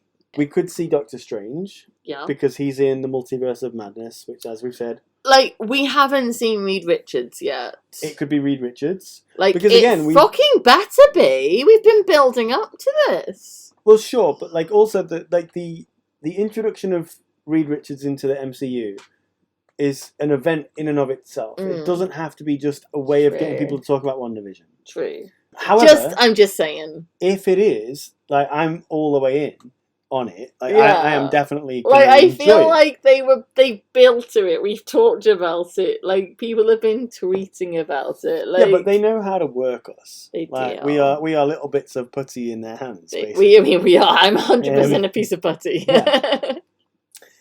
So it could be Doctor Strange. It could be Magneto. It could be Reed Richards. It could indeed be Fassbender's Magneto.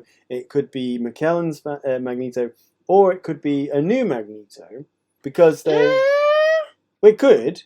I suppose yes. It could. I don't expect it will be, but like, I feel like that would have. It could. Yeah, you're right. I also don't expect it will be. I think most likely is Fassbender because of Quicksilver from the X-Men. Mm-hmm. Yeah, I agree. So I do like the idea that it's Magneto because Magneto saves saves Wanda in the first story that Wanda was ever in. This is all the way back in the 60s, which is another comic book that I read today.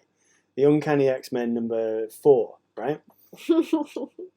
There's some knowledge for you. So, I love it. I love all of it. The final point, right? So because we've got, it might be Doctor Strange. That would be amazing if Benedict Cumberbatch comes back. Benedict Cumberwang. Bendy Wang Cumberflank comes back. That'll be great. If it's Fassbender, amazing. Love it. Can't get enough of it. I agree. If it's John Krasinski, if it's all three of them stood next to each other, I'm going to fucking fall over, right?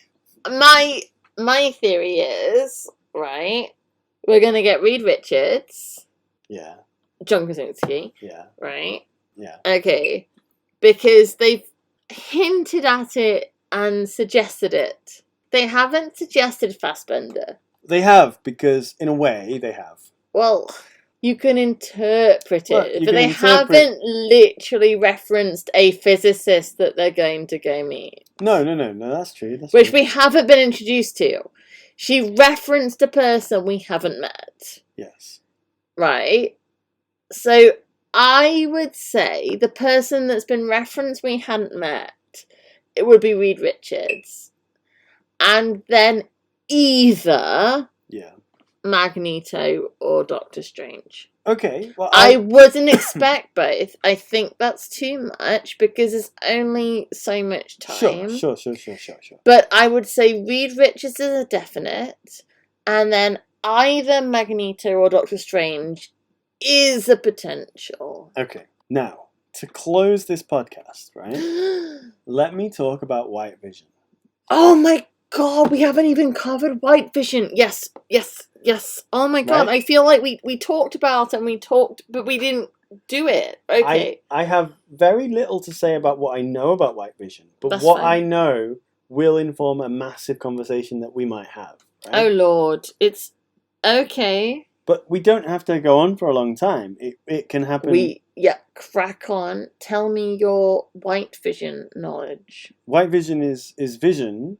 Yeah. Without the personality of Vision. That's what I assumed. I assumed that when they remade his body, that it was going to be all of Vision and Vision's powers, but without his emotions, without his, soul, essentially. Without his soul is the point. Yeah. A soulless Which Vision. is the sentient weapon which he really didn't want to be. Yes. Like, that's exactly what I assumed. When I saw him brought to life, I was like, oh, they've done it. They've done the thing that his living will said he didn't want to be. He's the Angelus Of Vision. Well, I'm really glad you said that, because that was literally, that's what I thought. That's what I thought that was. I thought it was the Vision without the soul. Vision As without you a soul, say, yeah. Angel versus Angelus. Yeah, and we never got to see Angel versus Angelus, not really, but we might get We to might see literally Vision versus Vision next week. And the White Vision, if Wanda has to say goodbye to Vision for a world with this cruel, heartless Vision who doesn't know her or recognize her or give a fuck about her, because he's just like objective, like that's all, like robot. He's a robot. Well, more so because Vision's a robot. Like, yeah, no, but robots can be human. That's the point. Whereas this robot is not human at all. Yeah, he's cold, and she won't feel him. You know, she's not gonna feel him. She's not. In order to destroy one, you have to destroy both. We've seen already that she doesn't feel him when she puts her hand over his forehead. Yeah, she says, "I can't feel you," because he's not there anymore. He only lives really in her memory of him. Yeah. That's why she can recreate him as he actually is, where he's running around Westview trying to help. Because that's him. Who he was. That's who he actually was. He lives only in her memory. And this thing that Hayward has made isn't Vision. It's not his soul. It's not him. It's his shell. It's his shell. That they've reanimated. His outside, but not his inside. His inside is in Wanda because she made it come to life. I love it. And it's awful and painful. It's horrible for Wanda.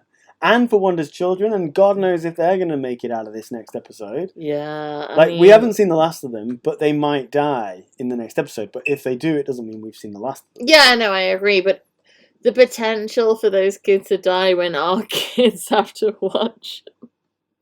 They don't have to watch. I'm not like they are forced to watch. They actively seek to watch. It's entirely possible that Wanda has to give up Vision and Tommy and Billy because it's the right thing to do. Like, they've not recovered from Sparky's death.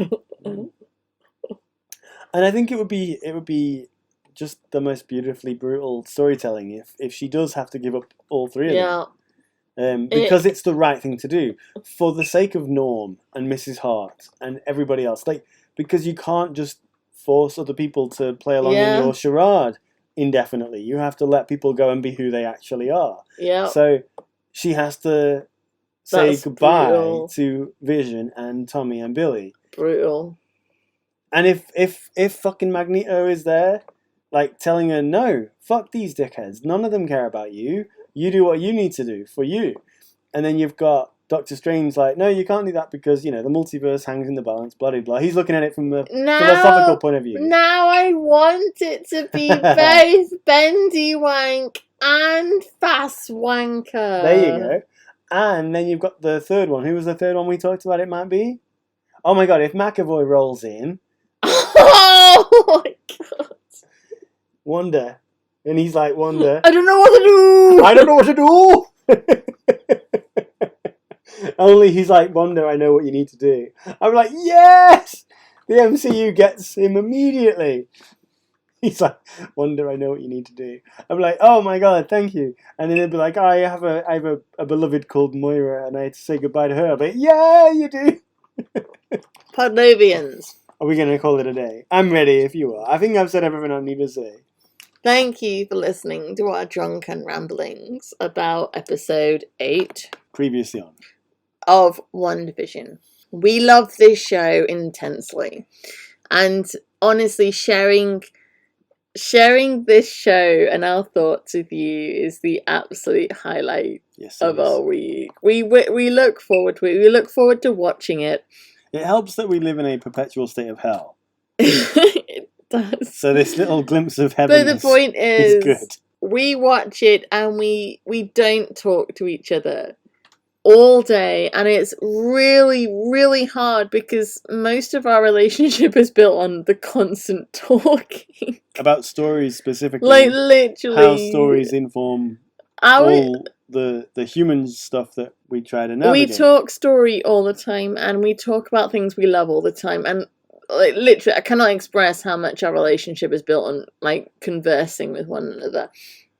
But we hold off because we want to build up to this podcast evening, and it's a real highlight. So thank you for being here with us for it, because it really matters, and we genuinely have a wonderful time. We do, and we're only starting here because the Marvel Disney Plus We're TV just show, gonna keep going. like, we've never had a time like this. We couldn't do a podcast about every movie and expect anybody to come back, because the movies come out even without a pandemic, they come out every 4 or 5 months. Plus, with this, we can sit down and do this every Friday. It's something that we get to enjoy with our children, which makes it easier to watch. Well, you say that, but I mean, it makes it like it's something that we can watch without having to hide away. They talk all the time, but basically, this is something that we're really enjoying. We're going to keep doing it. So thank you very much for being here with us. If you go to sirenstories.co.uk, you will find all of our work, everybody else's work who's in the Siren Stories, like, universe. Umbrella bracket. There's loads of artists, creators, all different people. They're all in the Siren Stories world. So check it out. You can also subscribe and win free things every single month. One gubbin. A gubbin a month. A gubbin a month is given away from sirenstories.co.uk. There's also links to all our social media, etc. Oh. And you can find me and John. Yeah, we're on Facebook, Twitter, Instagram, all of that shiz. And you Marvel people, come and tell me, like, McKinney, you don't know what you're talking about. I'm trying my best. honestly, right, guys, I feel like you Marvel people are way cooler than he thinks you are. And you're like, yeah, man, I've made mistakes with pronunciation. My brother used to call Hermione Hermione. Hermione? Wait, right? What is it, really? Hermione. I know, I was just joking. Oh, I thought you were being a twat. I was being a twat, but But in the way a you joke thought. I was twat. being a joke. Right, my point is, it's cool. Like, I feel you're cool. We're cool. We're cool. So, we cool. We're cool. We cool. So, thank you very much for listening. And, oh my god, we'll be back for the last episode of WandaVision ever. Well, the last episode of WandaVision Season 1, and yeah, probably ever. Probably ever. Yeah. But, oh my gosh, that's a big deal. But not the last we're going to see of Wanda. Oh no, of course not. But WandaVision, the TV show. I can't imagine a season 2 because you can't, it's not going to work. It's not going to happen. It can't. Yeah, we'll be back. And thanks for listening. And yeah, we'll see you soon. God bless you. We're going to go and eat. Yeah, we are. Bye.